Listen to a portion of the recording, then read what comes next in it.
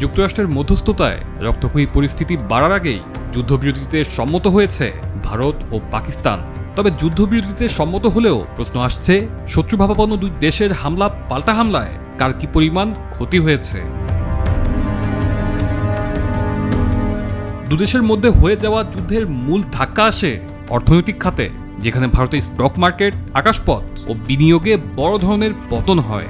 87 ঘন্টা 25 মিনিট ধরে চলা এই সংঘাতের মধ্যে ভারতের শেয়ার বাজার $82 মিলিয়ন মূলধন হারায়, যা বাংলাদেশি টাকায় প্রায় 8,200 কোটি টাকা। উত্তর ভারতের আকাশপথ বন্ধ থাকায় প্রতিদিন $8 মিলিয়ন বিমান ক্ষতি হয়। অন্যদিকে আইপিএল স্থগিত হওয়ায় $50 মিলিয়ন ক্ষতি হয় টিকিট বিক্রি ও বিজ্ঞাপন থেকে। সামরিক অভিযানে খরচ পড়ে $100 মিলিয়ন। রাফায়েল যুদ্ধবিমানের ক্ষতির মূল্য প্রায় $400 মিলিয়ন। পণ্য পরিবহন ও সরবরাহ ব্যবস্থা বিঘ্নিত হওয়ায় ক্ষতির পরিমাণ দাঁড়ায় প্রায় $2 বিলিয়ন। বিনিয়োগকারীদের আস্থা হারানো ও সরাসরি বৈদেশিক বিনিয়োগ কমার ফলে এর প্রভাব পড়ে অতিরিক্তভাবে। সব মিলিয়ে মোট ক্ষতির পরিমাণ দাঁড়ায় আনুমানিক $83 বিলিয়ন।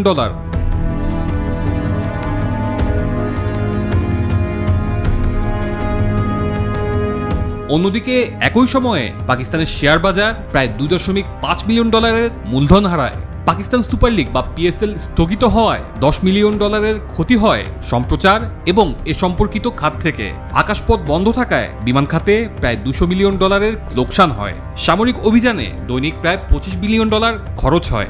অন্যদিকে ড্রোন ও ক্ষেপণাস্ত্র ব্যবহারে খরচ হয় প্রায় $300 মিলিয়ন। দেশের বিনিয়োগ আস্থা কমে গেলেও তা পরিমাপ করা যায়নি। সব মিলিয়ে পাকিস্তানের মোট ক্ষতির পরিমাণ দাঁড়ায় প্রায় $4 মিলিয়ন, যা বাংলাদেশি টাকায় 400 কোটি টাকা। সেই হিসেবে এই সংঘাতে পাকিস্তানের চেয়ে ভারতের ক্ষতি হয়েছে প্রায় 22 গুণ বেশি।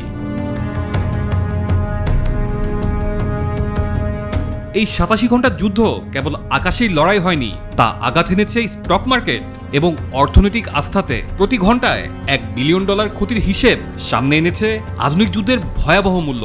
যুদ্ধের প্রকৃত মাপকাঠি এখন আর শুধু যুদ্ধবিমান, ক্ষেপণাস্ত্র বা ড্রোন নয়, এখন তা নির্ধারিত হয় শেয়ার বাজারের পতন, মুদ্রার অবমূল্যায়ন, সরবরাহ ব্যবস্থার ভেঙে পড়া, বিমান চলাচল বন্ধ ও বিদেশি বিনিয়োগ হারানোর উপর।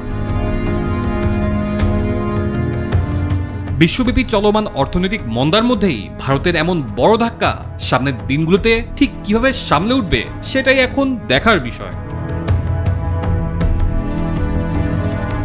তানজিলুর রহমান তুষার, বৈশাখী সংবাদ।